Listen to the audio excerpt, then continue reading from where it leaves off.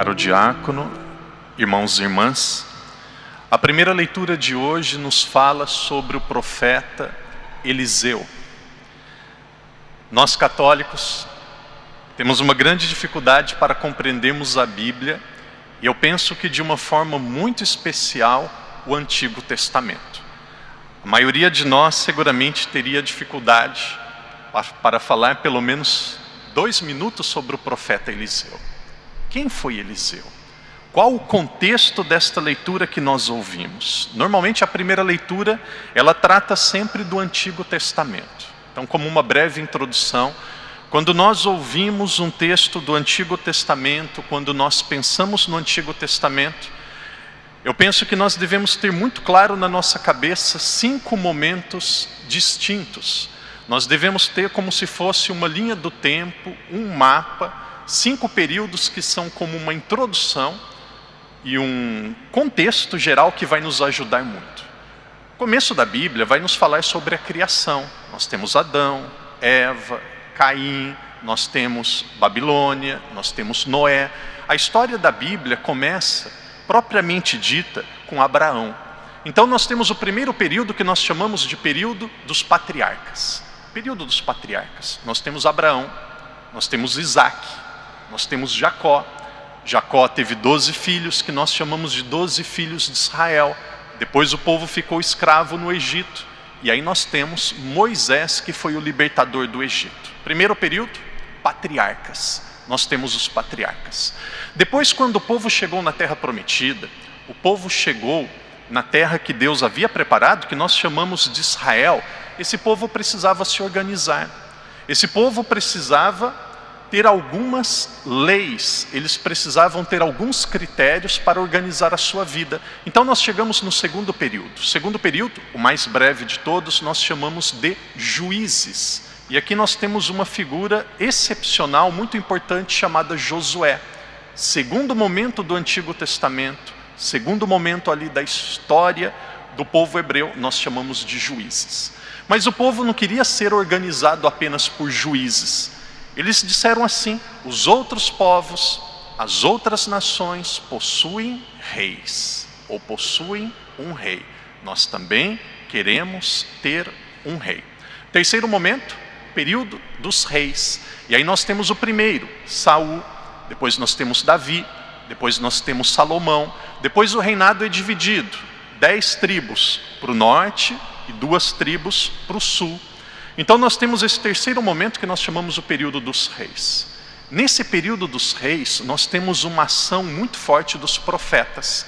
E aí nós avançamos um pouco mais, devido a conquistas estrangeiras, nós vamos para o quarto momento, que é o exílio da Babilônia. O que é o exílio da Babilônia? Aqui aproximadamente entre o ano 590 e 530 a.C., lideranças, pessoas importantes da sociedade foram levadas de Israel para uma terra estrangeira, para a Babilônia. Nesse período nós também tínhamos os profetas. Então aqui nós estamos diante do exílio da Babilônia, quarto momento. E aí nós temos o último pós-exílio. Esse momento pós-exílio, momento de aproximadamente 400 anos, não houve grandes profetas. Nós temos alguém que organizou o templo, alguém que organizou as leis. Era o período que o povo estava voltando, muitas pessoas estavam voltando para Israel e era preciso uma organização. Esse período do pós-exílio nós temos Neemias e Esdras, 2 pessoas de uma importância muito grande. Então quando nós pensarmos no Antigo Testamento, aqueles que são catequistas, todos nós que somos católicos, nós vamos nos esforçar para termos 5 momentos distintos e muito claros na nossa mente. Nós temos os patriarcas, depois nós temos os juízes, depois nós temos os reis, depois nós temos o exílio da Babilônia, e depois nós temos o pós-exílio. No último domingo, nós ouvimos sobre o profeta Jeremias. Onde se localiza o profeta Jeremias? O profeta Jeremias era alguém que estava um pouco antes do povo ser exilado na Babilônia. Nós imaginamos que o exílio, a conquista estrangeira, não aconteceu de repente. Foi um processo gradual. E de repente Deus escolheu um adolescente e disse para ele: você vai ser profeta, você vai dizer para as pessoas que se elas não se converterem, elas serão levadas para um local estrangeiro e elas serão escravas. que o menino disse, o adolescente? Não quero, não vou. Não vou colocar esse peso nas minhas costas. Eu sou uma criança, tem pessoas mais velhas, pessoas mais capacitadas. Não vou. E Deus falou, vai, eu vou dar palavras na sua boca. Desde o ventre da sua mãe eu já te escolhi. Eu estarei do seu lado. Não faltará nada para você. E aí ele aceitou. E depois ele começou a dizer, se vocês não mudarem o comportamento, não é que Deus castiga. Deus e os pais não devem castigar, devem educar. O castigo é uma punição que é como se fosse o transbordamento de uma raiva e de uma mágoa. Agora a educação é uma correção. Então Deus ele corrige. Deus ele corrige. E aí Jeremias ele começou a corrigir as pessoas. Se vocês não mudarem, o povo estrangeiro irá conquistar a nossa nação. Se vocês não mudarem, vocês serão escravos em um local estrangeiro. A economia começou a complicar, começou a entrar cada vez mais estrangeiros em Israel. As pessoas disseram, a culpa é dele. É como se fosse, no Brasil a gente usa esse termo, está jogando praga, maldição, ele é o culpado, vamos fechar a boca desse rapaz. Julgaram, colocaram na cadeia, e na cadeia os amigos, os familiares, todos abandonaram. A maior dor de Jeremias, desse jovem, desse adolescente, foi ter sido abandonado pelos amigos. Merece, fica na cadeia mesmo. Quem mandou dizer isso? Ele sofreu, mas ele permaneceu fiel. Aqui nós encontramos a primeira virtude teologal. Nós encontramos um exemplo de fé. E aí o evangelho de ontem disse assim. O evangelho do último domingo diz assim, que coisa fantástica. Jesus disse assim, aqueles que não tiverem vergonha e testemunharem o meu nome diante das pessoas, Jesus será o juiz deles diante do Pai. Eles não serão abandonados. Existem alguns momentos da nossa vida que nós seremos colocados diante de dois tribunais. O tribunal da aceitação humana e o tribunal de Deus. Se nós escolhermos, mesmo que seja difícil, nos colocarmos do lado de Deus, do lado da revelação, Deus, Jesus, será o nosso advogado. Aqui nós temos um exemplo de fé. E aí nós chegamos no domingo de hoje, chegamos no evangelho de hoje. Querido irmão, querida irmã, a fé é muito importante. Existem momentos na nossa vida que o que vai nos fazer ficar em pé é a fé. Existem momentos da nossa vida que nós vamos caminhar de joelhos. Existem momentos da nossa vida que as seguranças humanas irão falhar. Existem momentos da nossa vida, e quem já perdeu uma pessoa querida, quem já teve uma enfermidade muito grave, quem já foi abandonado ou teve uma grande decepção com alguém, sabe, existem alguns momentos que, se não for a fé, nós não conseguiremos ir adiante. Porém, é preciso dizer com muita clareza, é preciso ficar cada vez mais claro a cada um de nós. Uma pessoa pode participar da missa todos os dias. Uma pessoa pode rezar o rosário todos os dias. Uma pessoa pode ir para Portugal todos os anos e atravessar da igreja antiga até o santuário novo de Fátima de joelhos, ida e volta. Se a pessoa não amar, não ter caridade, ela não vai para o céu. Se ela dentro da igreja é católica, é impecável, mas da igreja para fora ela não respeita, não ama, não trata bem o seu próximo, é um passarinho querendo voar só com uma asa. A fé é importante, mas ela não é tudo. São Paulo diz, mesmo que eu falasse a língua dos anjos, se eu não tivesse o amor, a minha fé seria vazia. Aí nós encontramos o texto de hoje, é preciso a caridade.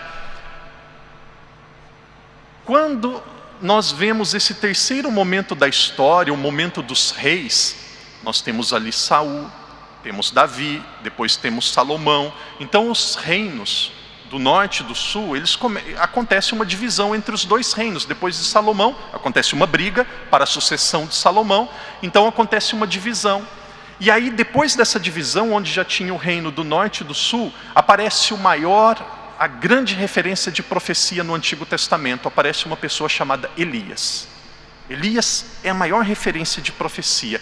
E havia também um jovem que seguia Elias, um discípulo de Elias, também começa com a letra E, chamado Eliseu. Eliseu era um jovem que seguia Elias, mas aos poucos Eliseu ele tinha, por graça de Deus, uma capacidade muito grande de realizar milagres. Claro que quem realiza milagres é Deus.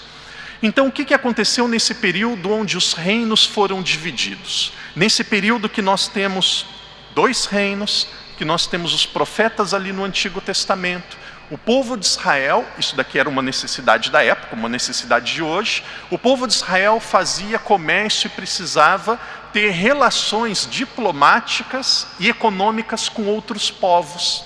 Então Israel se abria à venda, à compra, a diálogo, a trânsito de pessoas com os povos vizinhos. Aos poucos começou a entrar deuses vizinhos, começou a entrar costumes pagãos, e aí vem Elias e diz: vocês podem comercializar, podem dialogar, podem fazer tudo com os outros povos, porém, não aceite os deuses pagãos, seja fiel a Javé. E aí Eliseu cresceu ouvindo aquilo, e como Elias, Eliseu, eles eram profetas itinerantes, viajavam de cidade para cidade, de cidade para cidade. Agora imagina uma pessoa que viaja de cidade para cidade, onde que elas vão ficar? Precisa ficar na casa das pessoas. E aí havia uma mulher, aqui nós estamos na cidade de Sumã, nós estamos, tem a Judéia, que é no sul, e nós temos a Galileia, que é no norte, onde Jesus viveu, nós estamos bem no sul da Galileia. Então Eliseu, ele ia de cidade a cidade, ele estava sempre falando a palavra de Deus, estava sempre chamando as pessoas à conversão, e em uma destas viagens, ele conheceu uma senhora, ali de média idade, que não tinha filhos, e tinha um homem, um esposo, que já era muito idoso. E aí ele começou a se hospedar na casa dela. Eliseu, sempre quando viajava, se hospedava na casa desta mulher. Um dia esta mulher disse assim ao seu marido, pode ter chamado ele de meu esposo, bem, amor, não sei. Disse assim: sabe este homem que fica aqui na nossa casa? Sabe este homem que está sempre aqui conosco? Eliseu. Esse homem é um homem de Deus. É um homem diferente. Nós precisamos fazer mais por ele. Então era uma senhora, média idade, com um homem muito idoso. Eles construíram no terraço da casa um quarto para ele no andar de cima. E aí mobiliaram o quarto. Tinha a cama, a mesa, a escrivaninha e um quarto. Então Eliseu, quando ele passava pela região, ficava naquela casa e agora ele tinha um quarto para ele. De repente ele chamou aquela mulher e falou, ele e um dos seus servos, um secretário que o acompanhava: mulher, onde estão os seus filhos? E aí ela disse: óbvio, eu não tenho filhos. E aí ele disse, você disse bem, você não tem. No próximo ano, quando eu passar aqui, você estará com uma criança nos braços. Possivelmente chorou, ficou emocionada, e no outro ano, quando ele chegou, aquela senhora, casada com um homem já muito idoso, estava com uma criança nos braços. Um milagre de Deus para recompensar a caridade, a hospedagem daquela mulher. Alguém poderia dizer assim: padre, eu não consigo hospedar uma pessoa na minha casa. Padre, eu não consigo construir um quarto para acolher alguém na minha casa. Não é seguro. Não tenho condições financeiras. Padre, eu não vou receber a bênção de Deus. E aí Jesus no Evangelho, ele abaixa o nível da caridade, ele desce no nosso nível. Lá no Antigo Testamento, nesse texto de Eliseu, hospedar uma pessoa na casa. E aí vai Jesus, abaixa, abaixa, abaixa, abaixa. Olha o que Jesus disse: aquele que der um copo de água a alguém que pedir, não ficará sem a recompensa. Eu pergunto aqui, quem que não pode dar um copo de água ao outro? Um copo de água. Queridos irmãos e irmãs, quando nós fazemos uma caridade, quem mais ganha é a própria pessoa. Quando nós fazemos o bem, o nosso coração ele vai se transformando. Há mais alegria em dar do que em receber. À medida que nós amamos, nós nos identificamos e parecemos mais com Jesus. E aí depois vem Jesus e diz uma terceira forma de caridade. Então nas leituras e no evangelho de hoje nós vamos encontrar 3 formas de caridade. Hospedagem, dar um copo de água. E aí vem a terceira, talvez a mais difícil. Aquele que carrega a sua cruz sem murmurar, esse é meu discípulo. Queridos irmãos e irmãs, independente da nossa condição financeira, cultural, todos nós temos cruzes. Que Jesus nos ajude a carregarmos as nossas cruzes, a vivermos os nossos desafios, a enfrentarmos os nossos dramas, sem vitimização, sem querer culpar os outros, sem colocar Deus na parede.